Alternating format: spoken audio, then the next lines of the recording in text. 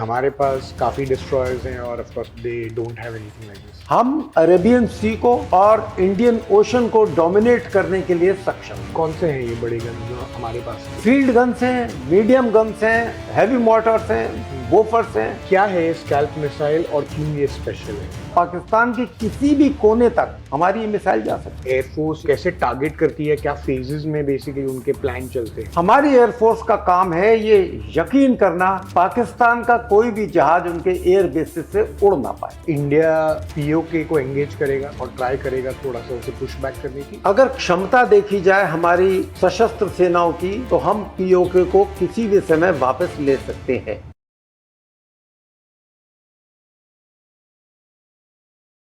नमस्कार, hello colonel Jaitley and welcome back to expert talk with Bhavya Desai. बहुत बहुत स्वागत है आपका वापस। कैसे हैं आप? बिल्कुल ठीक भव्या, मुझे फिर एक सुनहरा मौका मिला है भव्या के साथ बात करने का उन सब्जेक्ट पर जिनकी नॉलेज आम जनता को कुछ कम है, और मुझे खुशी है कि मैं आज फिर आपके साथ। Thank you so much. It's an honour for us as well because last time भी हमारा जो कॉन्वर्सेशन था बहुत अच्छा था, बहुत इंटरेस्टिंग था। लोगों को भी काफ़ी पसंद आया। तो ऐसे मौके पे अगेन कोई एक इम्पॉर्टेंट चीज़ के बारे में बात करने के लिए सो थैंक यू। काफ़ी कुछ चीज़ों के बारे में बात करनी है। ऑफ कोर्स जनरल सेंस से जो मीडिया जो सब बात कर रही है उस पर ज़्यादा मुझे बात नहीं करनी है। हमारे हिसाब से मुझे एक्चुअली काफ़ी सारे प्रश्न मेरे दिमाग में हैं इक्विपमेंट्स को लेके। अगर लड़ाई होती है पाकिस्तान के साथ उसको लेके हमारे पास क्या इक्विपमेंट्स हैं जो क्या कर सकते हैं, उनके पास क्या है, क्या चल रही है, तो उस चीज़ों के बारे में थोड़ा ज़्यादा बात करनी है। तो सबसे पहला, but just to generally set the base, Pakistan जो है बेसिकली अभी नए सेक्टरों में करंट जो सिचुएशन है, जम्मू के बहुत सारे नए सेक्टर्स में उन्होंने काफ़ी सारी वायलेशंस, सीजफायर वायलेशंस करना शुरू की है। तो वो कौन सी हैं और वो क्यों कर रहे हैं जो पहले नहीं करते थे वो? भव्या, अगर हम देखें तो 2022, 23 और 24 में जम्मू रीजन में बहुत सारी आतंकवादी घटनाएं भी हुई। हमारी थोड़ी याददाश्त छोटी है देश के नाते। 1989 में जब आतंकवाद शुरू हुआ वैली के अंदर, 2 साल बाद 90-91 के दशक में पंडितों को वहां से पलायन करना पड़ा कत्लेआम के बाद, और बहुत दहशतगर्दी में वैली आ गई। तो देश ने बहुत सारी फौज वहां पर एडिशनल डाली और आतंकवादियों की गतिविधियों को 2093-94 तक काफी कम कर दिया। तो अब क्या करना चाहिए था पाकिस्तान के आकाओं को अपने डीप स्टेट के साथ? उन्होंने कहा यहां फौज का कंसंट्रेशन बहुत है, इसको डाइल्यूट किया जाए। तो उन्होंने 1994 से जम्मू की तरफ एरिया को फैलाना शुरू किया 2 मकसद से। नंबर 1 कि जो फौज का घनत्व है वैली में वो थोड़ा हल्का हो और टेररिस्ट को थोड़ी राहत मिले। नंबर 2, जम्मू के एरिया में भी बहुत सारे मुस्लिम पॉपुलेशन है जिनको इस जिहाद की लड़ाई में इन्वॉल्व करने का उनका सपना था। और 1994 से लेकर 2008 तक बहुत भयंकर तरीके से जम्मू के एरिया में ये आतंकवाद फैला, घटनाएं हो। अब ये एरिया क्या है? ये एरिया भव्या शुरू होता है पीर पंजाल रेंज के साउथ से, किश्तवाड़ रेंज से, और कठुआ के नॉर्थ ईस्ट में जो शिवालिक रेंज है वहां तक। मतलब अगर आप कहें तो ये पुंछ से लेकर कठुआ तक का एरिया है जिसको हम जम्मू रीजन कहते हैं। यहां जब आतंकवाद बढ़ा तो फौज की नफरी यहां बढ़ाई गई, वैली से भी कुछ फौज लाई गई और बाकी देश के हिस्सों से फौज को लाके यहां डाला गया। 2003 में जब नॉर्दर्न कमांड के आर्मी कमांडर रुस्तम नानावती थे, उस समय एक बहुत बड़ा ऑपरेशन सूरनकोट के ऊपर हिल काका में किया गया 2003 में, ऑपरेशन सर्प विनाश। उसमें तकरीबन 8 फौजी पलटनों ने हिस्सा लिया। बहुत बड़ा ऑपरेशन था और उन घने जंगलों और दुर्गम पहाड़ियों में इतना दिन यह ऑपरेशन चला कि तकरीबन 80 के करीब आतंकवादी मारे गए, कईयों ने सरेंडर किया और बहुत बड़ा जखीरा असले का और हथियारों का कैप्चर किया गया। इस कदर आतंकवादी घबराए, उनके सेल तोड़े गए, उनके सपोर्टर्स को खत्म किया गया इस एरिया में कि करते करते 2008 तक यहां पर आतंकवाद तकरीबन खत्म हो गया। ये आज से 17 साल पहले तक की कहानी है। वापस इन्होंने श्रीनगर में आतंकवाद का उत्पात शुरू ज्यादा किया। इसको देखते हुए 3 राष्ट्रीय राइफल की बटालियन जम्मू रीजन से उठा के और वैली में कर दी गई। यहां कंसंट्रेशन हल्का हो गया। फिर 2012 में एलएसी के साथ चाइना पर थोड़ा मतभेद हुआ तो एक ब्रिगेड के करीब फोर्स उठाकर श्रीनगर से लद्दाख भेजी गई। वो जगह खाली हुई तो एक राष्ट्रीय राइफल की पलटन और उठा के वैली में भेजी गई। अब 4 पलटन जा चुकी। 2020 में गलवान हो गया। एक राष्ट्रीय राइफल हेडक्वार्टर को उठाकर और 2 सेक्टर को उठाकर रियासी एरिया से फिर लद्दाख भेजा गया। अब ये जम्मू रीजन जो है इतना हल्का हो गया फौज के डिप्लॉयमेंट में कि आतंकवादियों को पूरी मदद मिल गई फिर से इस एरिया में घुसने की और फिर से कत्लेआम और दहशत फैलाने की। तो ये जो कहानी है ये हमें सोचना पड़ेगा कि क्या वाकई उस एरिया से उस समय फौज हटाना और काउंटर टेररिज्म ग्रिड जिसको इतने सालों में बनाया गया इंटेलिजेंस गैदर करने के लिए, डोमिनेट करने के लिए, क्या केवल विलेज कमिटीज को हथियार देने से वो काम पूरा हो जाएगा? नहीं हो पाया और उसी का नतीजा है कि यहां दोबारा आतंकवाद इस एरिया में शुरू हुआ। बट लास्ट 5 या 6 साल से तो ज्यादा हो नहीं रहा था। अभी ऑफ कोर्स ये पहलगाम हुआ which was really so unfortunate. इतना डिफिकल्ट क्यों है कि ये हम इन्हें ट्रैक नहीं कर पा रहे, ना इन्हें पकड़ पा रहे हैं, ये जो आतंकवादी जिन्होंने ये बेसिकली पहलगाम किया? देखिए, आतंकवाद को खत्म करने का एक ही तरीका है कि आप लोकल पॉपुलेस को विनोवर करें। जिस तरह आप अगर तालाब का पानी निकाल देंगे तो मछलियां स्वतः मर जाएंगी, उसी तरह अगर लोकल पॉपुलेशन आपके देश के साथ है तो आतंकवादी को न रहने की जगह मिलेगी, न छुपने की जगह मिलेगी, न खाने पीने की मदद मिलेगी।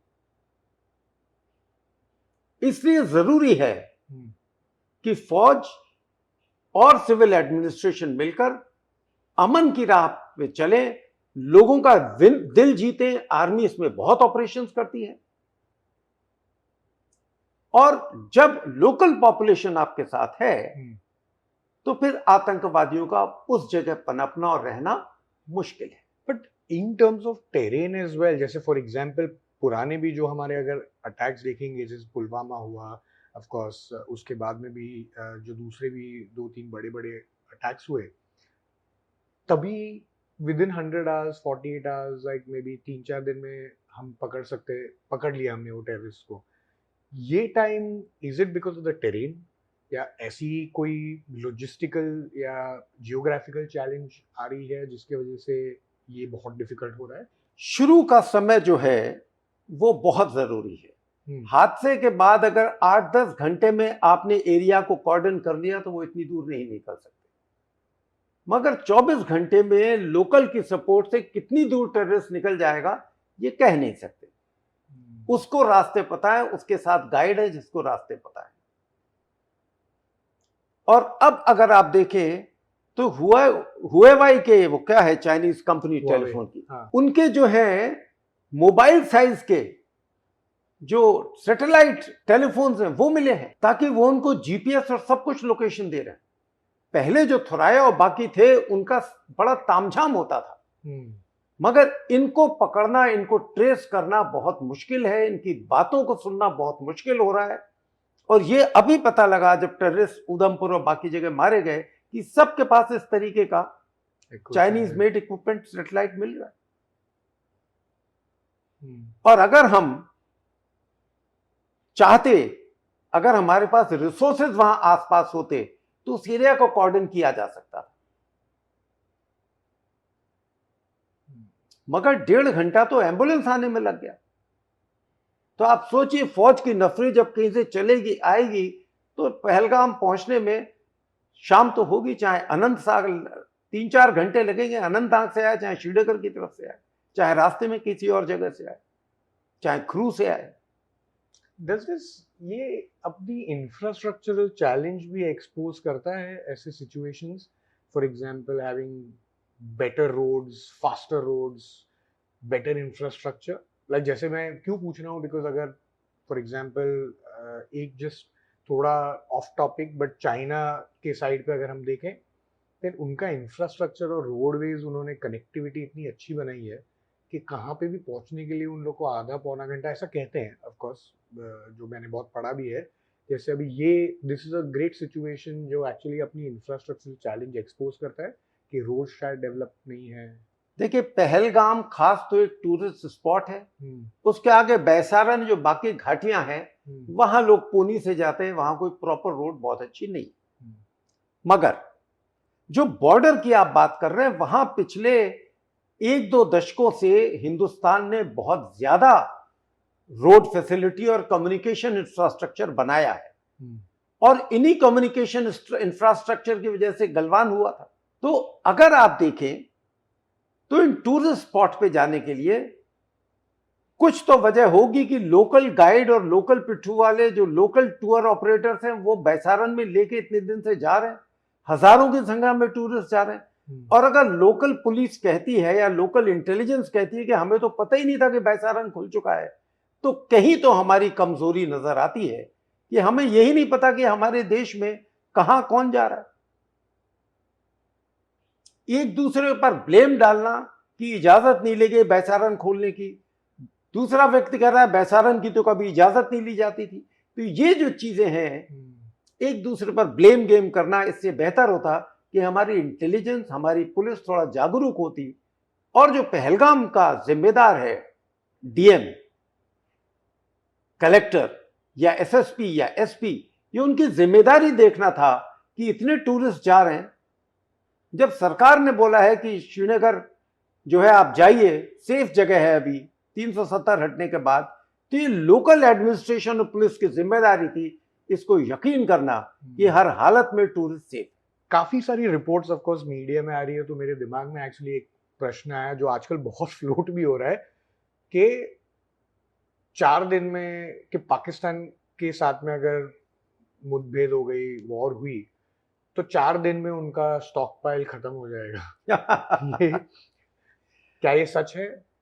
देखिए, पाकिस्तान की आर्थिक स्थिति किसी से छुपी हुई नहीं, और 2022-23 में जब यूक्रेन ने को एमुनिशन की जरूरत पड़ी और बाकी जितने अलाइज हैं नाटो के वो देने में असमर्थ रहे, तो पाकिस्तान ने हां भरी और 155 मिलीमीटर गन्स के शेल, एमुनिशन शेल्स और 122 mm के रॉकेट्स उन्होंने खूब तबीयत से उनको दिए। पाकिस्तान ऑर्डिनेंस फैक्ट्री की इतनी काबिलियत नहीं थी प्रोडक्शन की कि वो लगातार नया बना के देते, तो वो अपनी स्टॉक, एग्जिस्टिंग स्टॉक पाइल में से देते रहे सोच के कि अभी युद्ध की कोई वजह है नहीं।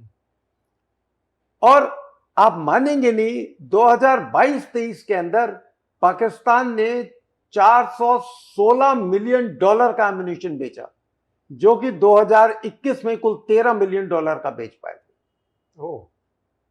800 गुना करीब।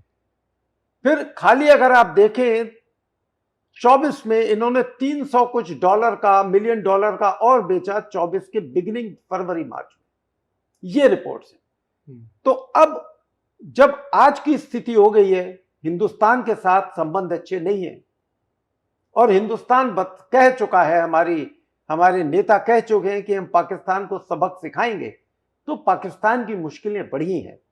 2 तारीख को उनके यहां कोर कमांडर्स की मीटिंग हुई और वहां यह बताया गया कि हमारे पास तो एमुनिशन नहीं है, कुल 4 दिन। तो इसलिए ये पाकिस्तान की जो मखौल जैसी हालत हो गई है कि एक सस्टेन्ड लड़ाई लड़ने की स्थिति में आज की तारीख में नहीं। सो मतलब जैसे सस्टेन्ड लड़ाई, जैसे बेसिकली अभी अगर यूक्रेन और रशिया की जैसे चल रही है काफी टाइम से, जिसमें ऑफ कोर्स रशिया को भी इशू होना शुरू हो गया सप्लाईज की वजह से, people as well and all of those things, तो उसे एक सस्टेन्ड लड़ाई कहते हैं जो इतनी लंबी चलती है, या it is more of like अ? देखिए, हिंदुस्तान का कोई भी युद्ध 3 सप्ताह से ऊपर नहीं गया, चाहे 71 देखें, चाहे 65 देखें, चाहे 62 का युद्ध देखें चीन के साथ। मगर क्या इतने दिन हम सस्टेन कर सकते हैं? युद्ध में सबसे बड़ा जो इंपॉर्टेंस है वो आर्टिलरी का है, कि क्या आपके पास आर्टिलरी की इस स्थिति में है कि वो डोमिनेट कर सके। क्या उसका एम्युनिशन इतना है कि वो आपकी लड़ती फौजों को सपोर्ट कर सके? क्या वो उसके पास इतना एम्युनिशन है कि एनिमी के हेड्स डाउन रख सके? तो ये डोमिनेशन जो आर्टिलरी का है, या उसके बाद मैदानी इलाके में आर्मर्ड का जो है, ये बहुत जरूरी है। उसके अलावा क्या एयरफोर्स के पास इतनी तरीके की मिसाइल्स और इतने बॉम्ब्स और रॉकेट्स हैं कि वो पाकिस्तान के एयर बेसिस में खड़े हुए जहाजों को और एयर बेसिस को न्यूट्रलाइज कर सके? तो ये कितने दिन लड़ाई चलेगी?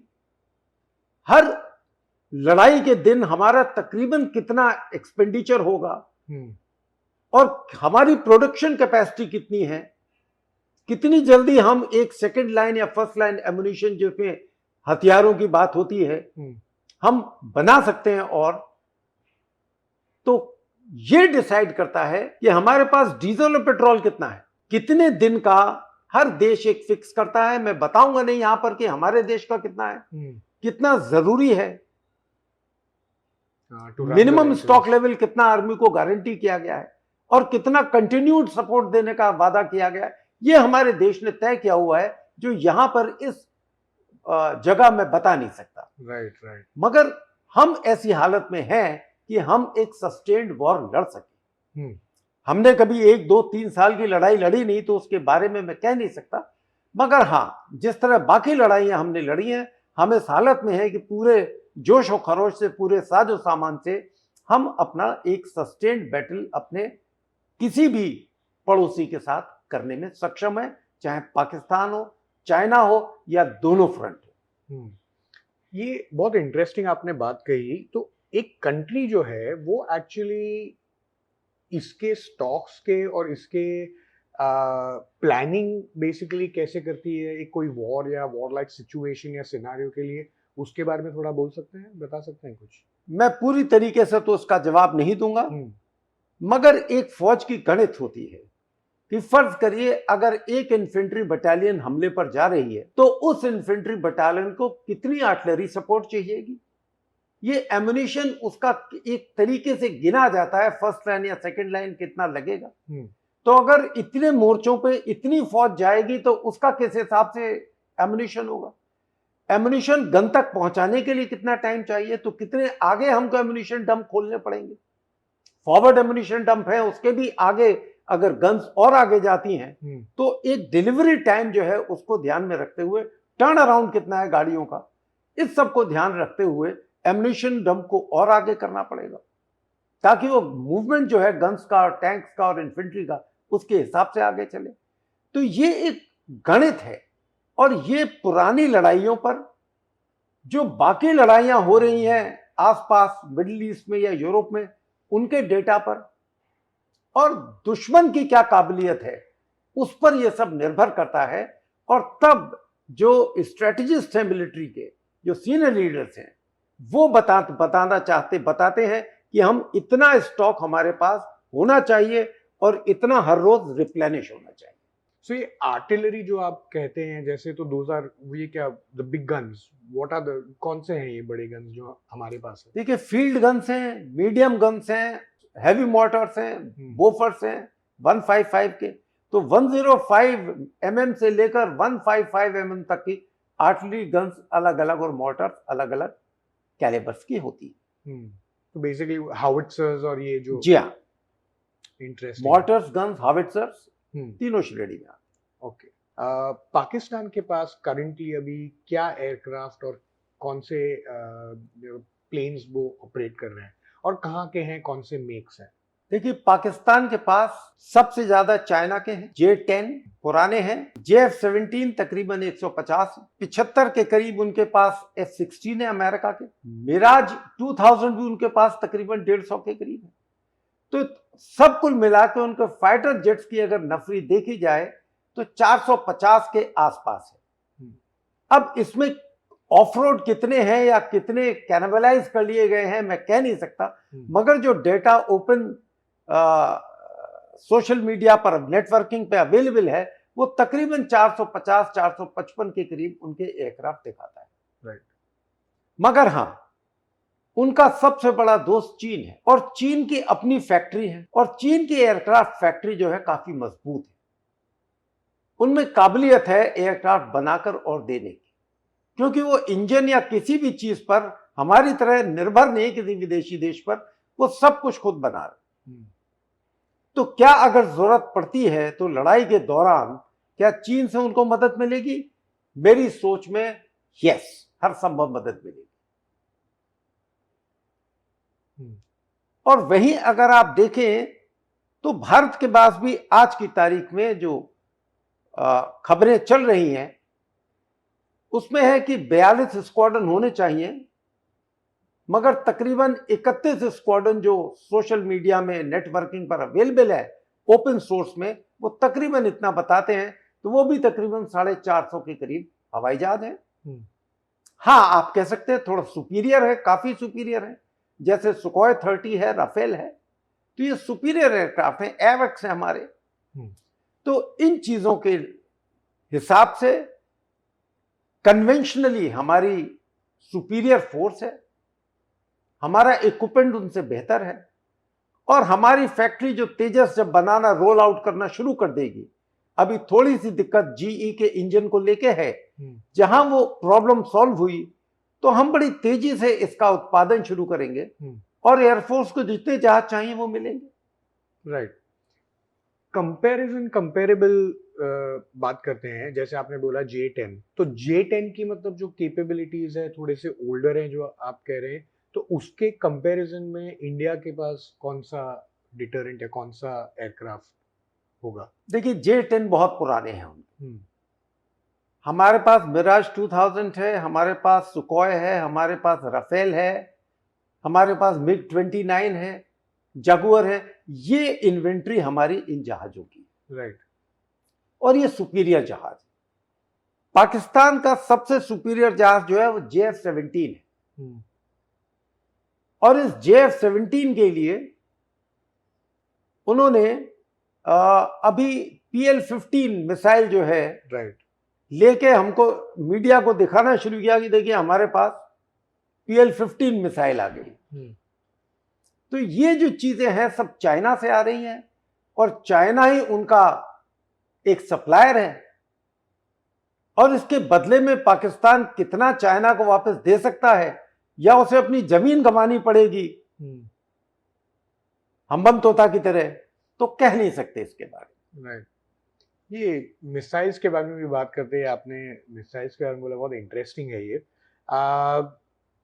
हमारे जो राफेल्स हैं ये आते हैं स्कैल्प मिसाइल के साथ। आजकल बहुत न्यूज़ आर्टिकल्स में, मीडिया में, सब जगह काफ़ी बोलने में आ रहा है कि हमारे पास स्कैल्प मिसाइल है।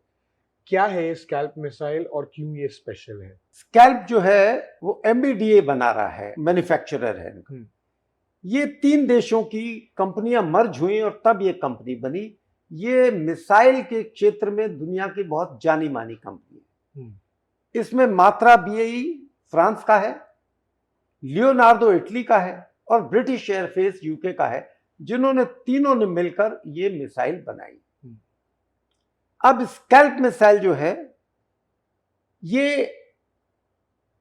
Air launched, deep penetration, long range and conventional warhead weapon है। कन्वेंशनल वॉरहेड है अभी, मगर इसकी जो वजन है वो तकरीबन 1300 किलो है, और इसकी रेंज 400 किलोमीटर के तकरीबन है, 400 से 450। 5.1 मीटर इसकी लंबाई है।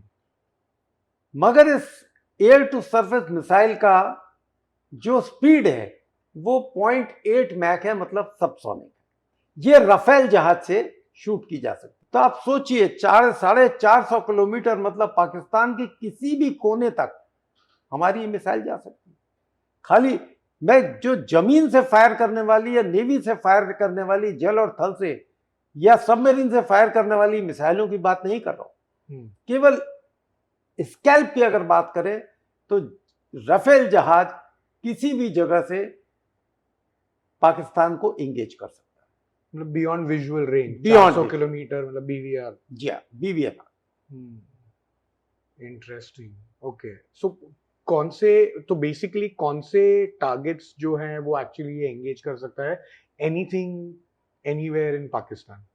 एनीथिंग एनीवेयर, चाहे वो इनकी रनवेज हैं, इनके एयर बेसिस हैं, इनकी कम्युनिकेशन सेंटर्स हैं, इनकी कोई जिसे कहा जाए स्ट्रेटेजिक फोर्स के बेसिस हैं, चाहे मिसाइल हैं, चाहे कुछ और है, इनके कोई अंडरग्राउंड बंकर्स हैं, इन हर एक चीजों को ये तहस नहस करने की काबिलियत रखती है। यूजुअली अगर ऐसे स्कर्मिश या कुछ ऐसे होते हैं सिचुएशंस, तो नॉर्मली जो एयरक्राफ्ट है, जो भी एयरफोर्स हैं, तो एयरफोर्स का रोल क्या होता है इन सिनारियोज में? जैसे आपने बोला कि इट इज टू उनके रनवेज और ये सब, तो मतलब उसके बारे में बता सकते हैं कि यूजुअली एक एयरफोर्स या एक कैसे टारगेट करती है, क्या फेजेस में बेसिकली उनके प्लान चलते हैं?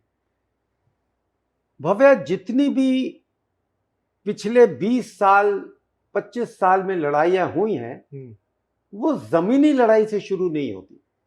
वो एक देश की एयरफोर्स और दूसरे देश की एयर डिफेंस, ये पहले लड़ाई में आती। हमारी एयरफोर्स का काम है ये यकीन करना कि पाकिस्तान का कोई भी जहाज उनके एयर बेसिस से उड़ ना पाए।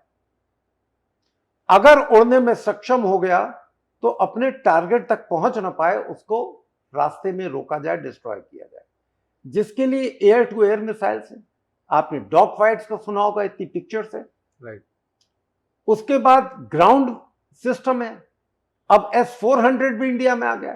तो लेयर्ड एयर डिफेंस जो है, IRBM, ICBMs, MRBMs, SRBMs, S-400, man pad missiles, तो ये एक लेयर्ड सिस्टम जो है, इस हिसाब से देश अपनी सुरक्षा करता है ताकि उसका कोई भी जरूरी अंग, सेना का या सिविल का, दुश्मन के जहाज डिस्ट्रॉय ना कर। मीटियर मिसाइल भी एक और मिसाइल है जो भी काफी पॉपुलर है, उसके बारे में मैंने काफी पढ़ा, उसके बारे में भी कुछ बता सकते हैं?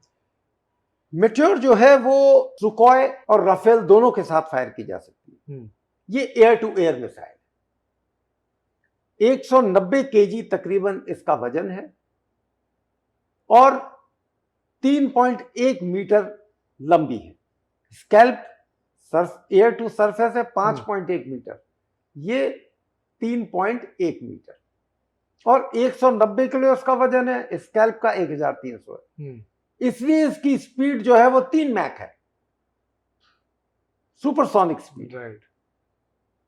और ये किसी भी जहाज को एयर टू एयर मिसाइल बर्बाद करने के लिए बहुत सक्षम मिसाइल है।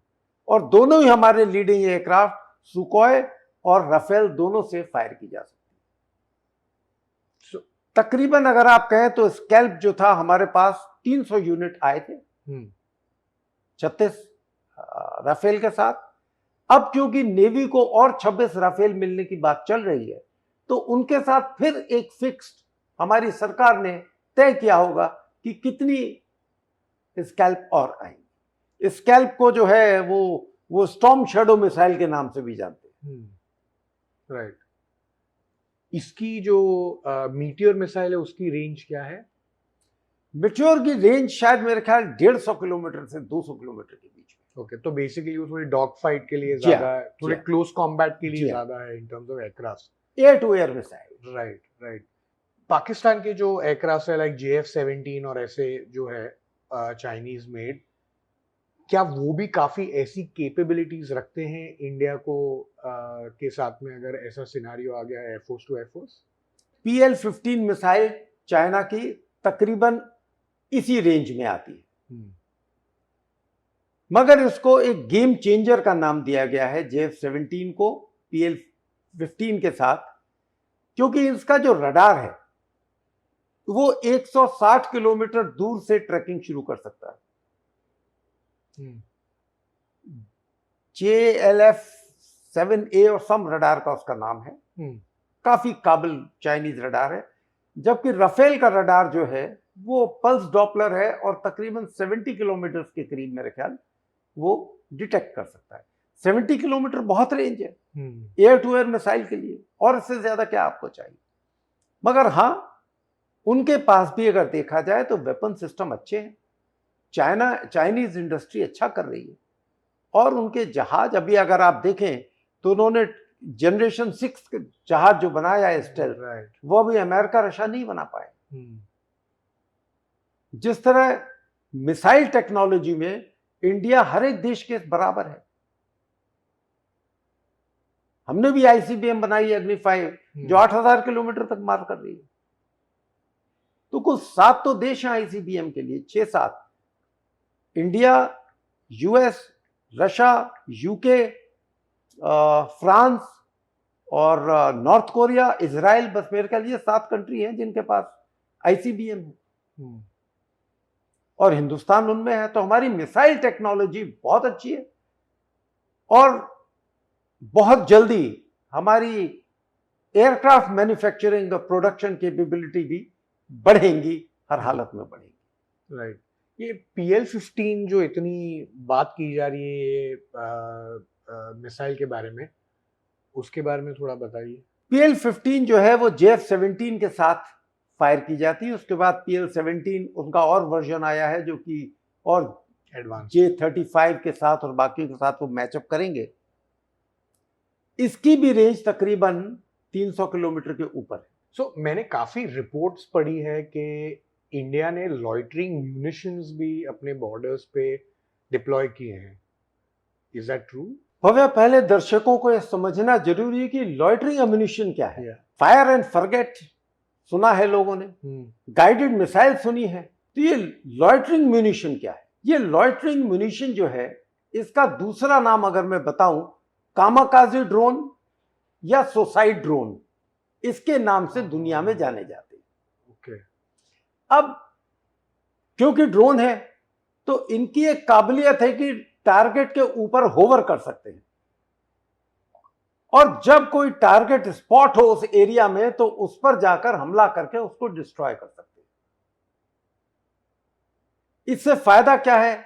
इसका फायदा है आप सर्वेलेंस कर सकते हैं, रिकॉनेसेंस कर सकते हैं, आप टारगेट को मॉनिटर कर सकते हैं कि जैसे ही टारगेट नजर आया आपने उसको बर्बाद किया। ये अफगानिस्तान में भी बहुत ज्यादा इस्तेमाल हुए थे, और अब युद्ध की हालात देखते हुए हिंदुस्तान ने इस पर ध्यान दिया, और एक नागपुर में सोलर इंडस्ट्री के नाम से है जो कि हिंदुस्तान के लिए अभी ये लॉइटर म्यूनिशन बना रहे हैं। मगर ये ड्रोन, क्योंकि अभी देखिए जब भी कोई नई चीज बनती है तो प्रोटोटाइप होती है, फिर फर्स्ट वेरिएंट आता है, फिर सेकंड वेरिएंट आता है, और धीरे धीरे धीरे धीरे वो, अब अगर आप देखें आपके बचपन में केवल शायद फिएट और एम्बेसडर थी, आज सबसे अच्छी कारें हैं हिंदुस्तान। इसी तरह अभी ये पहला वर्जन है, और इसलिए तकरीबन 480 के करीब या 420 के करीब, 400 से ऊपर है यूनिट आर्मी को लॉइटर एम्यूनिशन की दी गई। ऑब्वियसली ये उस हर जगह इस्तेमाल होंगी, चाहे वैली का एरिया हो, चाहे बॉर्डर हो, चाहे बॉर्डर के ऊपर इन्होंने देखना है कि आतंकवादी कहां से आ रहे हैं, उसकी सर्विलेंस करनी हो, हर जगह होगा। मगर जैसा मैंने कहा, ये अभी दुनिया के बेस्ट लॉइटर म्यूनिशंस में नहीं गिना जा सकता। लॉइटर्स है अमेरिका का, जो 33 पाउंड का तकरीबन 15 किलो का एंटी टैंक वॉरहेड लेकर जा सकता है। हमारा जो है नागास्त्र 1 नाम है उसका, तो नागास्त्र जो हमारा है वो आज की तारीख में उसकी काबिलियत 1 किलो एम्यूनिशन ले जाने की। ओके। अब जब एक बार हासिल टेक्नोलॉजी हो गई तो टेक्नोलॉजी में इंप्रूव करना है। बहुत जल्दी हम भी लॉइटर्स के बराबर या उससे बेहतर आगे निकलेंगे। अभी जो नागास्त्र 1 की रेंज है वो तकरीबन 30 किलोमीटर है, जबकि लॉइटर्स की रेंज जो है 160 किलोमीटर। लॉइटर्स का होवरिंग टाइम 75 मिनट है, हमारा लॉइटिंग टाइम तकरीबन 35 से 40 मिनट है। मगर ये एमुनिशन हमारे पास इंडिया का बना हुआ है, जिसमें 75% कल पुर्जे और मशीन हिंदुस्तान की अपनी बनाई हुई है। तो एक बहुत बड़ी एक बहुत बड़ा सक्सेस है जो कि हमारे इंडस्ट्रीज ने, सिविल डिफेंस इंडस्ट्रीज जो है, उन्होंने हासिल किया है मुकाम। और मुझे यकीन है कि बहुत जल्दी देखते देखते हम दुनिया के अव्वल दर्जे के लॉइटरिंग म्यूनिशन बनाने में काबिल होंगे। अपार्ट फ्रॉम जो हमारे पास मीटियर है और स्कैल्प है, उसके साथ में ब्रह्मोस कितना केपेबल है? लास्ट टाइम भी हमने ऑफ कोर्स ये थोड़ी बात की थी, बट ये टाइम अभी आई थिंक थोड़ा ज़्यादा इम्पोर्टेंट है ये चीज़ को समझना भी, क्योंकि कौन से एयरक्राफ्ट में ब्रह्मोस अभी हमारी लग सकती है, एंड ऑल्सो जब भी सी वर्जन, लैंड वर्जन या जो हम फायर करते हैं तो उसकी क्या कैपेबिलिटीज हैं? देखिए, फिलहाल जो है, जिस तरह मेट्योर जो है वो एक मेरे ख्याल इंडिया और इजराइल का जॉइंट वेंचर है, इसी तरह ब्रह्मोस जो है वो इंडिया और रशिया का जॉइंट वेंचर है। डीआरडीओ और एक रशियन फर्म। इसकी रेंज तकरीबन हवाई जहाज, किसी भी हवाई जहाज में, सुखोई, राफेल या किसी भी जहाज में हिंदुस्तान के फिट हो सकता है, और 300 किलोमीटर के करीब इसकी रेंज है। और ये शिप से फायर हो सकता है, ये सबमरीन से फायर हो सकता है, ये लैंड पे फायर हो सकता है मोबाइल ट्रेलर्स के साथ, ये हवाई जहाज से फायर हो सकता है। तो हर किसी प्लेटफॉर्म से ब्रह्मोस को फायर किया जा सकता है। और क्योंकि हिंदुस्तान की ही निर्मित है, हमारा अपना प्रोडक्शन है, तो हमें उसमें सोचने की जरूरत नहीं है कि हमें जितनी आवश्यकता है उतनी क्या हमारे पास है।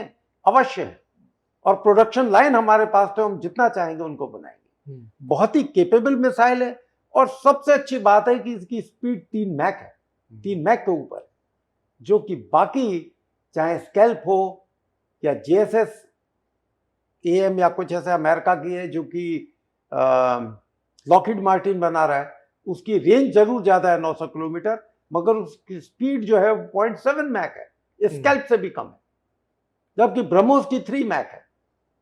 और तकरीबन वॉरहेड सबका 300 से 450 किलोग्राम के बीच में है, और ब्रह्मोस जो है न्यूक्लियर और कन्वेंशनल दोनों वॉरहेड ले जाने की काबिलियत रखती है। अंडरस्टैंड। लास्ट टाइम हमने हाइपरसोनिक के बारे में बात की थी, एंड दिसंबर में अभी आई थिंक 2024 में इंडिया ने हाइपरसोनिक मिसाइल टेस्ट की। इन्होंने शायद 16 नवंबर था जब हिंदुस्तान ने टेस्ट किया है, एपीजे कलाम आइलैंड से उसको टेस्ट किया गया था। और ये दुनिया जो है हाइपर गाइडेड वेपन्स, HGU जो है, उस पर रिसर्च चल रही है। हिंदुस्तान ने अभी अप्रैल के महीने में 1000 सेकंड, मतलब तकरीबन 13 मिनट का इंजन उसका ट्राई किया है, हाइपरसोनिक गाइडेड वेपन का। ना ये जो मिसाइल टेस्ट किया गया था, इसकी 5 मैक से ऊपर स्पीड थी, और 1500 किलोमीटर की रेंज थी। तो इस स्पीड पर इस मिसाइल को ट्रैक करना या डिस्ट्रॉय करना बहुत मुश्किल। बट फिर ये, जैसे हमारे पास S-400 है, तो वैसे ही पाकिस्तान के पास भी HQ-9 है, ऑफ कोर्स चाइनीज मेड। तो अगर ऐसे कोई मिसाइल्स, ये सब मिसाइल्स हम यूज करते हैं, तो उनके पास भी डिटरेंट है, like the S-400 to intercept and neutralise these threats? देखिए, उनके पास HQ-9 जो है, HQ-9 की शायद 8 या 9 उनके पास यूनिट्स हैं, मगर S-400 के मुकाबले में वो बहुत कमजोर है। ये उनके पास जो HQ-9 है वो S-300 का कॉपीड वर्जन है रशिया का, जो चाइना ने बनाया है। चाइना रिवर्स इंजीनियरिंग में माहिर है, तो उन्होंने S-300 के जो पुराने मॉडल होते थे उसके हिसाब से बनाया है। ये तकरीबन कुल 160 या 150 किलोमीटर ट्रैक कर सकता है, मगर इनकी जो प्रॉब्लम है S-400 के मुकाबले में, वो रेंज में भी कम है, और number of target that can be tracked उसके हिसाब से भी बहुत कम है। इसलिए उन्होंने अभी इसका improved version I think FD4 2000 वो उन्होंने लिया है या लेने की बात चल रही है। कुछ मैगजीन्स तो बताती हैं, पाकिस्तान के मीडिया की आ चुका है उनके पास, दो एक फोटो भी उन्होंने जारी की। ये थोड़ा इंप्रूव वर्जन है, मगर फिर भी S400 के बराबर में इसकी उपयोगिता नहीं।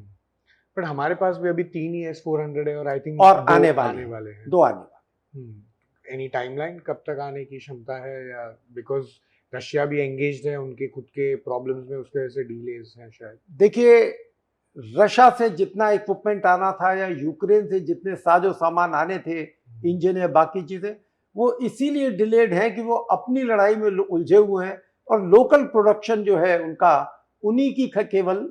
मगर मुझे जो सुनने में आ रहा है कि दिसंबर तक दोनों बाकी यूनिट S400 की हमको डिलीवर हो जाएगी। इंटरेस्टिंग। एक ऐसा डिफेंस सिस्टम जैसा S400 होता है और जैसे ये HQ9 होता है, उसमें कैसे वो इंटरसेप्ट और डिफेंड करते हैं अगेंस्ट इनकमिंग टारगेट्स, उसके बारे में थोड़ा बता सकते हैं? भव्या, ये एक एरिया डिफेंस वेपन है। जैसे इजराइल ने जो है वो आयरन डोम US का लिया हुआ था, इसी तरह रशिया का बनाया हुआ S400 है। जिस एरिया में डिप्लॉयड है, जितनी 160 किलोमीटर या इसके 200 किलोमीटर जो इसकी रेंज ये क्षमता है, उसमें ये तकरीबन 160 target at a time track कर सकता है और मल्टीपल टारगेट्स को इंगेज कर सकता है। मगर फिर भी अगर आप देखें तो S400 के बाद भी जब यूक्रेन ने स्वॉर्म अटैक किया ड्रोन का, तो कुछ ड्रोन सक्सेसफुल हुए अटैक में और उन्होंने डिस्ट्रॉय किया जाके। फिर भी अगर आप कहें तो S400 जो है वो एरियल टारगेट्स, ICBM, IRBM, कोई भी और मिसाइल जो है उन सबको टैकल करने की क्षमता रखता है, चाहे वो किसी भी स्पीड की हो। जो Q9 है उसमें नहीं। ओके, सो मीनिंग नहीं है एज इन इतनी स्पीड की मिसाइल, क्योंकि आफ्टर ऑल जब आप ट्रैक कर रहे हैं, फिर आपको जो आपका मिसाइल लॉन्चर्स हैं, आपने उस मिसाइल लॉन्चर को डेटा पास करना और मिसाइल ने इंगेज करना है। तो Q9 के जो मिसाइल हैं उनकी क्षमता ये नहीं है कि वो बहुत फास्ट फ्लाइंग 3 मैक 4 मैक या उससे ऊपर के किसी मिसाइल को इंटरसेप्ट कर सके। अंडरस्टैंड।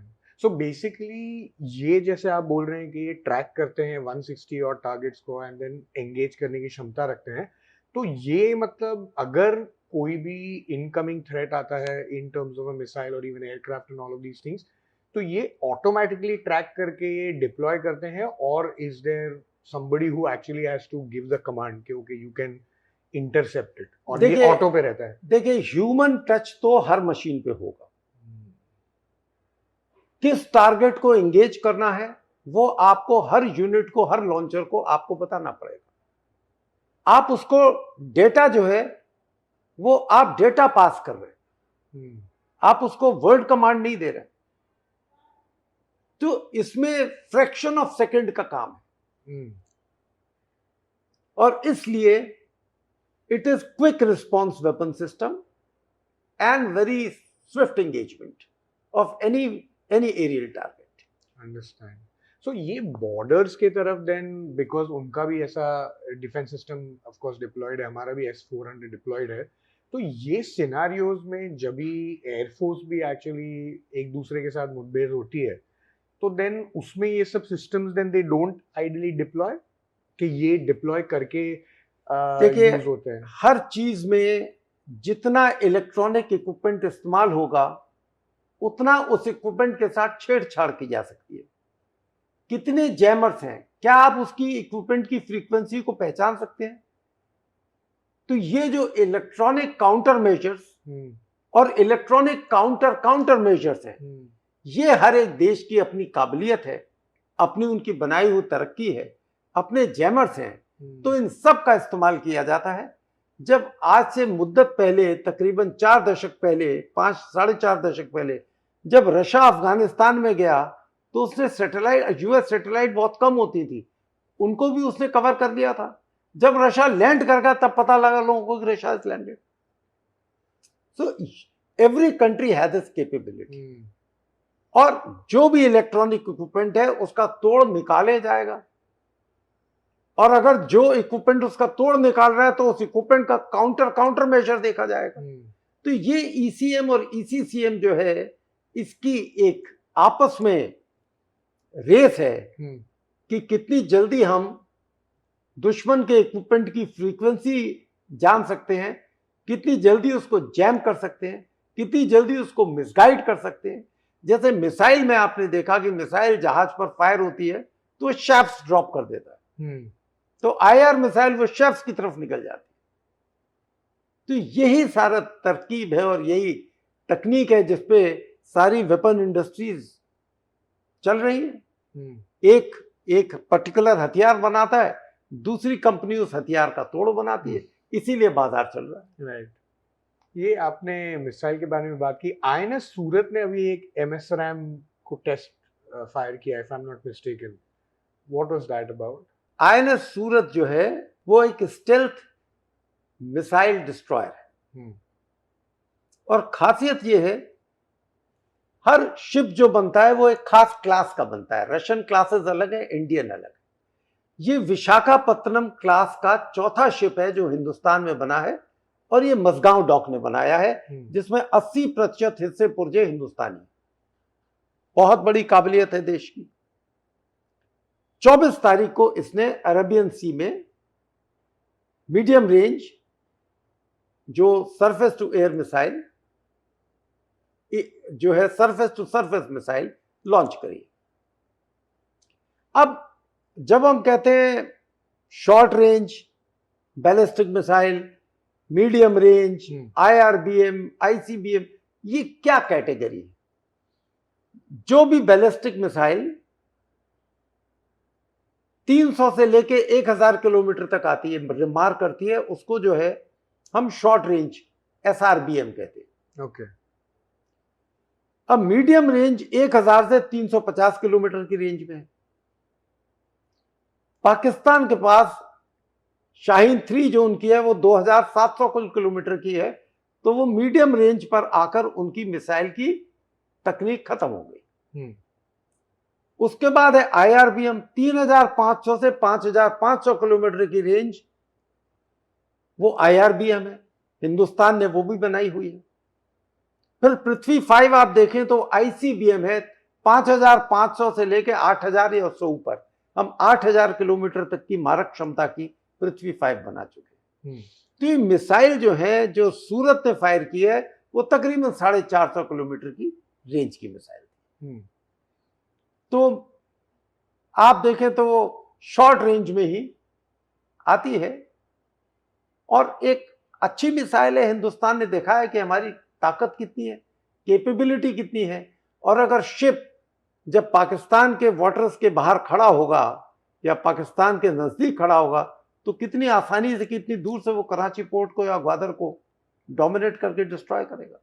मैं वही पूछने वाला था कि ये जो मिसाइल्स यूजुअली होती है और ये डिप्लॉय होती है, तो ये किस रीजन की वजह से या क्या डिस्ट्रॉय करने के लिए डिप्लॉय होती है?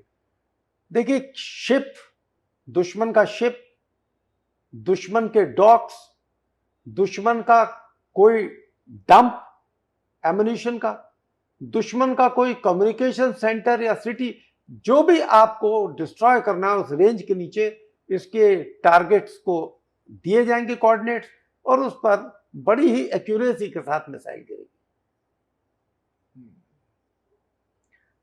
ये क्लासेस के बारे में जो आपने बात की इन टर्म्स ऑफ शिप्स की, तो वो क्लासेस थोड़ा समझाएंगे? ये एक्चुअली मूवीज में भी बहुत देखने मिलता है कि कावेरी क्लास है, ये क्लास है, ऐसे। तो हमारे दर्शकों के लिए खाली समझाएंगे ये क्लासेस क्या होते हैं और क्या शिप्स होती है? जैसे आपने आईएनएस सूरत भी बोला अभी। दुनिया में एयरक्राफ्ट कैरियर है, एयरक्राफ्ट कैरियर के बाद जो बड़े शिप्स हैं जो एयरक्राफ्ट कैरियर के साथ चलते हैं वो डिस्ट्रॉयर्स हैं, फिर फ्रिगेट्स हैं, मिसाइल बोट्स हैं, इस तरीके से फिर सबमरीन्स हैं। सबमरीन में भी अलग अलग, कोई न्यूक्लियर पार्ट सबमरीन है, कोई बाकी। तो इस तरीके से शिप की साइज और उसकी क्षमता के मुताबिक वो क्लास उसकी दी जाती है कि भाई एक शिप उस क्लास का है तो उस क्लास के बराबर के शिप जो बनेंगे वो उसी क्लास में बनेंगे। अच्छा। जैसे हमारे पास आईएनएस मैसूर है, कोलकाता है, दिल्ली है, ये क्लास के शिप है। सो ये यूजुअली मतलब एंड क्या है ये क्लासेस, ये आपको आइडिया है? उनकी वजन, उनका पानी का डिस्प्लेसमेंट, उनका कितना बड़ा क्रू है और कितना बड़ा शिप है, उसकी साइज, उसकी मास्ट की साइज, उसके वेपन्स, ये सब क्लास को डिसाइड करते हैं। अंडरस्टैंड। जिस तरह टैंक में है कि भाई लाइट टैंक है, मीडियम टैंक है, हैवी टैंक है, उसी तरीके से इन शिप्स का क्लासिफिकेशन किया जाता है। अंडरस्टैंड। तो ये डिस्ट्रॉयर्स जो हम कहते हैं, जो फॉर एग्जांपल मैं देख रहा था कि हमारे पास काफी डिस्ट्रॉयर्स हैं और ऑफ कोर्स पाकिस्तान के पास I don't think they have any destroyers. Pakistan की नेवी जो है हमसे बहुत कमजोर है। तो ये कितना इंपॉर्टेंट हो सकता है हमारे लिए कि हमारे पास ऐसे डिस्ट्रॉयर्स हैं as opposed to them where they don't have anything like this? हम अरेबियन सी को और इंडियन ओशन को डोमिनेट करने के लिए सक्षम है। कोई भी पावर दुनिया की हमें अपनी इस क्षमता से पीछे नहीं धकेल सकती। ये शक्ति हमारे पास, नेवी के पास है और आगे और बढ़ेगी। जनरल वॉर लाइक सिचुएशन में भी अगर हम बात करें तो पॉसिबिलिटीज जो अभी करंट है, ऑफ कोर्स बहुत प्रेशर भी आ रहा है and all of those things, आपको लगता है कि इंडिया पीओके को एंगेज करेगा और ट्राई करेगा थोड़ा सा उसे पुश बैक करने की? Is there any possibility? अगर क्षमता देखी जाए हमारी सशस्त्र सेनाओं की, तो हम पीओके को किसी भी समय वापस ले सकते हैं। पर क्या यह समय उसके लिए उचित है? कश्मीर हमसे पूरी तरीके से अभी नहीं संभला है, इतनी फौज लगा रखी है, तो क्या पीओके लेके हम अपने लिए और सरदर्दी नहीं बढ़ाएंगे? क्या पीओके लेने का मतलब है पूर्ण रूप से युद्ध का ऐलान? हालांकि अगर आप देखें तो रशिया ने भी कोई ऐसा वॉर डिक्लेयर नहीं किया, होगा था स्पेशल मिलिट्री ऑपरेशंस चल रहे हैं, ये एक नया तरीका शुरू हो गया। मगर है तो वो डिक्लेयर, आपने मुंह से नहीं किया, मगर है तो वॉर जिसमें सारे हथियार इस्तेमाल हो रहे हैं। तो मेरे हिसाब से हिंदुस्तान कुछ तो इस बार ऐसा करेगा कि हिंदुस्तान के नागरिकों को अपनी सशस्त्र सेनाओं पर और सरकार पर इतना भरोसा हो कि हम अपने दुश्मन पाकिस्तान को इस बार छोड़ेंगे नहीं। इस बार सबक कुछ डेफिनेट सिखाएंगे। अब क्या बॉर्डर या एलसी के साथ हम 1-2 किलोमीटर का एरिया पकड़ते हैं? क्या हम कुछ हिस्सा पीओके का पकड़ते हैं? क्या हम केवल उन पर स्टैंड ऑफ बॉम्बिंग करके उनकी कई चीजें न्यूट्रलाइज करते हैं? ये जो डिसीजन है, ये आर्मी, नेवी, एयरफोर्स के चीफ, सीडीएस, रक्षा मंत्री और प्रधानमंत्री के हाथ में। मगर कुछ ना कुछ इस बार होगा जरूर, ऐसा मुझे यकीन है। प्रैक्टिकली ऑल्सो पॉसिबल है पीओके को थोड़ा सा पुश करना? The reason is because China के इतने इन्वेस्टमेंट है वहां पे, उनका कॉरिडोर है वहां पे, उनकी रेल लिंक वो सब जा रही है। तो अगर उसे हम पुश करना शुरू करें तो डेफिनेटली मुझे लगता है China will also get involve in a much bigger way. मैं इसीलिए कह रहा हूं कि क्या इस समय उचित होगा, क्योंकि स्टेक्स जो है वो अक्साई चिन्ह भी है। वो जो हमने दे दिया पीओके का हिस्सा, पाकिस्तान ने सीड कर दिया चाइना को, जहां उनकी अपनी रोड कंस्ट्रक्शन आ रही हैं, क्या वो एक्सेप्ट करेंगे और किस हद तक हमें जाना चाहिए, या हमको 1-2-3 किलोमीटर जाके और रुक जाएंगे?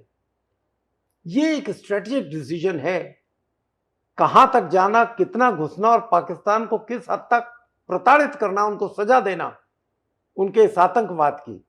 ये जो डिसीजन जब लिया जाएगा, मेरे ख्याल कुछ दिनों में, चंद एक सप्ताहों में हमें पता लग जाना चाहिए। और जिस तरीके से मीटिंग चल रही है प्रधानमंत्री जी की, अखबारों में आता है, सेना के चीफ, तीनों सेनाओं के चीफ के साथ या सीडीएस के साथ, वो लगता है कि देश इस बार काफी सीरियस है। बट नेसेसरी ऐसा लगता है आपको कि इज इट इम्पोर्टेंट के अभी इसका जवाब देना चाहिए, या वेट एंड वॉच स्ट्रैटेजी भी एक इंटरेस्टिंग स्ट्रैटेजी होती है जहां पे वो एक्सपेक्ट नहीं कर, बिकॉज ऑफ कोर्स अभी ऑब्वियसली हाइटेंड अलर्ट है, उनके काफी सारे यूनिट जो है उन्होंने पीओके में भी भेजे हैं, of course along the border as well काफ़ी सारा उनका अभी एयर डिफेंस जो है, काफ़ी सारे जो म्यूनिशंस हैं, मिसाइल्स जो है, वो सब अभी हाई अलर्ट पे है। तो डज इट मेक सेंस कि ज़रूरी है कि अभी के अभी जवाब देने का, या इट मेक सेंस रुक के जब भी नहीं एक्सपेक्ट कर रहे हो तभी कुछ एक बड़ा करने का? इसमें भव्या हम किस स्केल पर हमला करना चाहते हैं,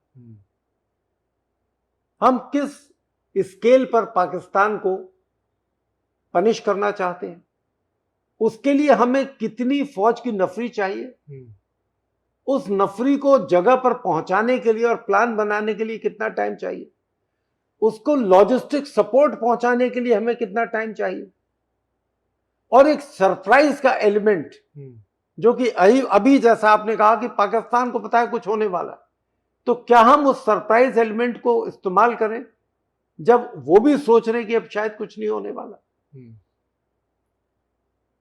क्योंकि अगर हमने जून जुलाई तक इंतजार किया तो नदियां जो है इस पेट में आ जाएंगी। ओके। और जितनी पंजाब की तरफ से नदियां बह रही हैं उनमें पानी का बहाव इतना तेज होगा कि हमारी फौज को उतनी ही दिक्कत आएगी। तो इसलिए अगर कुछ होना है तो मेरे हिसाब से अगले 1.5-2 महीने में हो जाना चाहिए, या फिर उसके बाद अगर और बड़ी कार्रवाई करनी है तो उसके बाद होना चाहिए, मगर होगा कुछ अवश्य। ये पानी के बहाव के बारे में आपने बात की, ये काफ़ी इंटरेस्टिंग है बिकॉज ऑफ कोर्स अभी जो इंडस ट्रीटी जो हमने जो साइन की थी उसे निकाल दिया गया है, वो शेयर नहीं कर रहे इंफॉर्मेशन। उससे वाकई ही क्या पाकिस्तान को बहुत प्रॉब्लम आएगा कि ये काफ़ी मनगढ़ंत बातें हैं और थॉट्स हैं? अगर हम हिंदुस्तानी मीडिया की बात करें तो पाकिस्तान जो है पिछले 10 दिन से बूंद बूंद को तरस रहा है, मगर पाकिस्तान की लोकल जो मीडिया है वो ऐसा कुछ नहीं दिखा रही। फिर एक मीडिया ने बोला कि 27 या 28 अप्रैल को कि पानी पाकिस्तान में बाढ़ ला दी गई।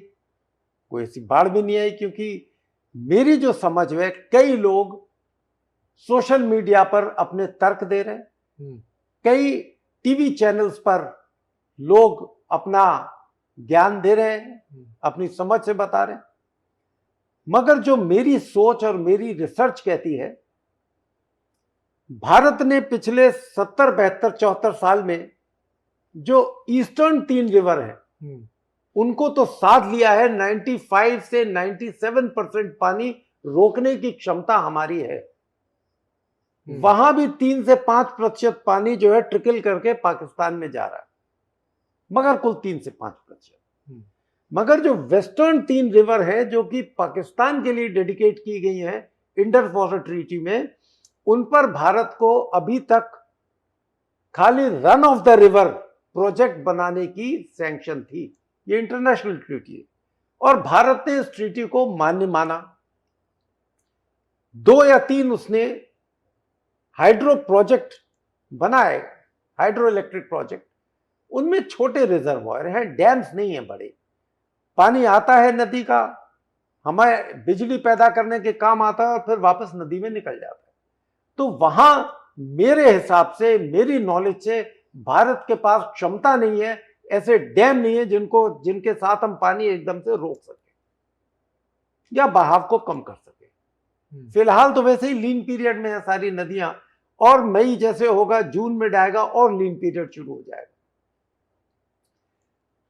मगर फिर भी उस बहाव को अगर पूरा हमें बहाव रोकना है, क्योंकि बारिश का सीजन भी आ रहा है, तो हमको बड़े बड़े डैम चाहिए। और एक रिपोर्ट कहती है कि हमें 10 से 12 टेहरी साइज के डैम चाहिए पूरा पानी पाकिस्तान का रोकने के लिए।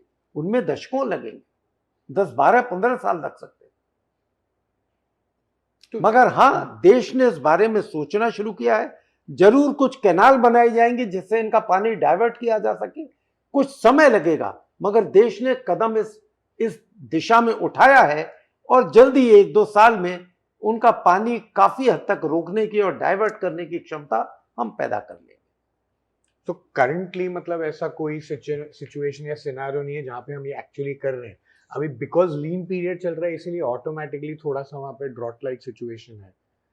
हिंदुस्तान में आप देखें तो हरियाणा और पंजाब में झगड़ा हो रहा है, ऐसे ही पाकिस्तान में झगड़ा हो रहा है। लीन पीरियड में नदियां हैं, वाटर टेबल कम है पाकिस्तान में, कम होता जा रहा है। तो इसलिए इस समय जब तक बरसात शुरू नहीं हुई, त्राही त्राही पानी की, हिंदुस्तान को कई जगह अपनी ट्रेनें चलानी पड़ती है पानी की। तो ये गर्मी के सीजन में तकलीफ होती है, मगर हम इस स्थिति में नहीं है कि नल बंद कर दिया और एक भी बूंद पाकिस्तान में न जाए, इसकी गारंटी हो गई। मेरे हिसाब से ऐसा नहीं है, मगर हाँ, पिछले कुछ साल से हिंदुस्तान ने इसके बारे में सोचना शुरू किया है और कुछ कार्रवाई जरूर शुरू हुई होगी। 1-2 साल के अंदर हम इस हालात में होंगे कि बनाई गई नहरों से इस पानी को अपनी बाकी नदियों में डाइवर्ट करें और पाकिस्तान का पानी रोकने में सक्षम हो। ये आपने रोल ऑफ मीडिया के बारे में बात की है, काफी इंटरेस्टिंग है। क्या बिकॉज आई थिंक जितना मैं देख रहा हूँ लास्ट एक हफ्ते से, of course I am sure पूरी जनता भी देख रही होगी, ये मीडिया ने तो ऐसे करार ही कर दिया है कि पाकिस्तान ऑलरेडी वॉर हार गया है। आपको क्या लगता है इसके बारे में? देखिए, फौज जो है, आर्मी, नेवी, एयरफोर्स, वो अपने प्लान बना रही। कई मीडिया चैनलों ने लड़ाई शुरू कर दी, लड़ाई खत्म कर दी और पाकिस्तान को घुटने पे ला दिया, सरेंडर करवा दिया। ये एक मीडिया को थोड़ी जिम्मेदारी के साथ रिपोर्टिंग करनी चाहिए। अगर आप ध्यान दें तो 26/11 जब मुंबई में हुआ, तो ये मीडिया की वजह से आतंकवादियों को पाकिस्तानी आकाओं के थ्रू पता लग रहा था कि कमांडो अब क्या क्या एक्शन एनएसजी लेने वाली, किस बिल्डिंग पर वो फिल्टर डाउन करने वाले। उसके बाद देश ने कुछ नीतियां बनाई और अभी बहुत मैं तारीफ करूंगा कि सरकार ने तुरंत पहलगाम के बाद मीडिया को कुछ निर्देश दे दिए कि आप इन चीजों पर रिपोर्ट नहीं करेंगे। मीडिया जो है चौथा स्तंभ है डेमोक्रेसी का, और लोकतंत्र के इस चौथे स्तंभ को मजबूती से काम करना चाहिए। अफवाहें फैलाने से और ऐसी बातें गैर जिम्मेदार तरीके से उठाने से कि पाकिस्तान बूंद बूंद को तरस गया, ब्रेकिंग न्यूज, पाकिस्तान घुटने पे आ गया, पाकिस्तान युद्ध हार गया, पाकिस्तान पे युद्ध शुरू हो गया, ये चीजों से मीडिया को परहेज करना चाहिए। और फौज की किसी भी गतिविधि से परहेज करना चाहिए जिससे वो कर रहे हैं, क्योंकि अभी तक ऐसी कोई भी खबर किसी मीडिया में नहीं है। मगर जितना हम सही खबर देंगे उतना हमारे लोग जागरूक होंगे, वरना देश में हम गलतफहमी ज्यादा फैला रहे हैं। और कुछ लोग जो किसी 1-2 खास चैनल को देखते हैं वो सोचेंगे पाकिस्तान तो हार गया, हिंदुस्तान का बदला पूरा हो गया। नहीं हुआ है, अभी तो बदला शुरू होगा। हाँ, काफी इंटरेस्टिंग है बिकॉज आई थिंक सबसे ज्यादा आजकल यही चर्चा चल रही है। और मैं 2 या 1-2 दिन पहले भी एक न्यूज चैनल में, काफी लीडिंग न्यूज चैनल पे एक डिबेट देख रहा था, और वो डिबेट में पाकिस्तानी काउंटर पार्ट्स भी थे, ऑफकोर्स इंडियन काउंटर पार्ट्स भी थे, और एक दूसरे से वो ऐसे झगड़ा कर रहे थे और ऐसे ही बोल रहे थे कि मतलब ऑफकोर्स एक रिप्रेजेंटेटिव पाकिस्तान के बोल रहे थे कि आप कह रहे हैं कुछ करने वाले, आप करते क्यों नहीं है, प्लीज आइए हमारे साथ लड़ाई कीजिए। एंड हमारे यहाँ से भी ऑफकोर्स आर्मी ऑफिसर्स थे रिटायर्ड जो पुराने, वो कह रहे थे कि अगर हम आ जाएंगे तो एक रात में ही पूरी खत्म हो जाएगी।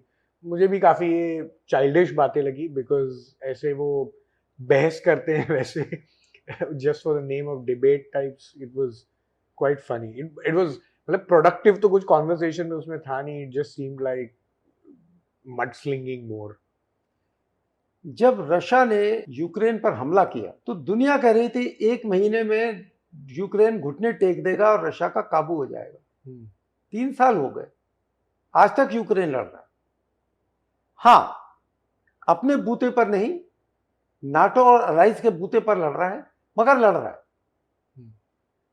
इसी तरह अगर पाकिस्तान का युद्ध हुआ तो पाकिस्तान को भी, जैसे यूक्रेन को नाटो कंट्री सपोर्ट कर रहे हैं, पाकिस्तान के भी कुछ चाहने वाले होंगे जो उसको सपोर्ट करेंगे। तो कहना कि 1 घंटे में, 1 रात में, 2 दिन में, 1 सप्ताह में हम पाकिस्तान को तहस नहस कर देंगे, ये बातें जो हैं ये बड़बोले मुंह की बातें हैं। एक देश है वो भी, उसके नागरिक हैं, उसके पास हथियार हैं, उसके अपने लोग हैं। तो लड़ाई होगी तो सस्टेन्ड लड़ाई होगी, और अगर सस्टेन्ड लड़ाई है तो क्या पाकिस्तान में आज इतनी हिम्मत है कि सस्टेन्ड लड़ाई लड़ सके हिंदुस्तान के साथ। हम्म, मगर आज का जो सिनेरियो है, हमें यह देखना है कि किस हद तक हम पाकिस्तान की जमीन को काबू कर सकते हैं, थ्रेशोल्ड कितना है इससे पहले कि पाकिस्तान जो है वो परमाणु हथियारों की तरफ झुके। अगर कोई सोचे कि हम कराची या हम इस्लामाबाद या लाहौर ले लेंगे, तो ये पाकिस्तान के लिए इंटरनेशनल स्टेज पर एक बहुत बड़ी शर्मिंदगी है। उस शर्मिंदगी से बचने के लिए वो जरूर ऐसे हथियार इस्तेमाल करेगा जिससे मास डिस्ट्रक्शन होगा, क्योंकि वो तो बर्बाद हो ही रहा। तो क्या ये मौका जरूरी है परमाणु हथियारों के लिए? क्या वेदर कंडीशंस हमको सपोर्ट करती हैं परमाणु हथियारों के लिए? ये जो समय है भव्या, इस इंडियन सबकॉन्टिनेंट में सर्दी के समय नॉर्थ ईस्ट से साउथ वेस्ट हवाओं का डायरेक्शन है, मतलब हवाएं हिंदुस्तान की तरफ से पाकिस्तान की तरफ और आगे जा रही हैं। मगर समर में इसका उल्टा है, साउथ वेस्ट से नॉर्थ ईस्ट आ रही है। अगर आप देखें, जब चेरनोबिल का हादसा हुआ था, कोई अटैक नहीं था, अपने आप वो ब्लास्ट था न्यूक्लियर प्लांट में, तो 550-700 किलोमीटर दूर जो है परमाणु जो डेबरी या जिसको कहें फॉल आउट है, विंड के साथ गया था और नीदरलैंड्स के तट तक पहुंच गया। तो क्या ऐसी हालात में, जब विंड की हालत ऐसी है, हम चाहेंगे कि हम पाकिस्तान पर परमाणु बम गिरा दें? जो कई टीवी के लोग कह रहे हैं गिरा के बंद कर दीजिए, क्योंकि हवा के साथ तो सब हमारे देश में वापस आना। क्या हम चाहेंगे हमारे अपने लोग विकलांग हो, या हमारे देश की जमीन पर उस न्यूक्लियर जो है वो डस्ट, वो फॉल आउट इकट्ठा हो? तो कई चीजें हैं जो इंसान को सोचनी चाहिए ऐसी एडवाइस या ऐसे विचार व्यक्त करने के पहले। अंडरस्टैंड। बट आज के तारीख में आपको लगता है कि मतलब कि use of nuclear warheads possible भी है? बिकॉज मुझे ऐसा लगता है कि of course it's a deterrent जो सब लोग के पास होता है, बट यूज करेंगे अगर आप, तो देन इमीडिएटली आप एक इंटरनेशनल कम्युनिटी में, मुझे लगता है कि यू भी बहिष्कार हो जाएंगे। हिरोशिमा और नागासाकी के बाद इस्तेमाल नहीं हुए हथियार, राइट, मगर उसके बाद हर देश ने बनाए। क्यों बनाए? अगर उस देश पर ऐसा संकट आता है कि उसका नक्शे से नामो निशान मिटने की नौबत आ गई है, तो वो क्यों नहीं इस्तेमाल करेगा? अगर पाकिस्तान को लगता है कि अब नक्शे से उसका नामो निशान मिट जाएगा, तो वो हर आखिरी प्रयास करेगा जो उसकी झोली में। उसने इसलिए नहीं बनाए हैं न्यूक्लियर हथियार कि कोई पड़ोसी देश उस पर कब्जा कर ले और उसके न्यूक्लियर हथियार पड़ोसी देश की झोली में चले जाए। इस्तेमाल करने के लिए बना। हम भी कहते हैं कि हम भाई फर्स्ट यूज नहीं करेंगे, मगर अगर किसी ने हम पर बुरी नजर डाली परमाणु हथियारों की, तो हम रिटेलिएट सेकंड जो है यूज में जरूर करेंगे। तो ये जो चीजें हैं, इसको देखना है कि कहां तक लिमिट है कि पाकिस्तान किसी भी हालत में हथियार ऐसे इस्तेमाल नहीं करेगा। मगर यह सोचना कि हम पूरा पाकिस्तान पकड़ लेंगे और पाकिस्तान को हिंदुस्तान में मिला लेंगे और पाकिस्तान जो उनको इस्तेमाल नहीं करेगा, ये मेरे हिसाब से एक गलत सोच हो सकती है।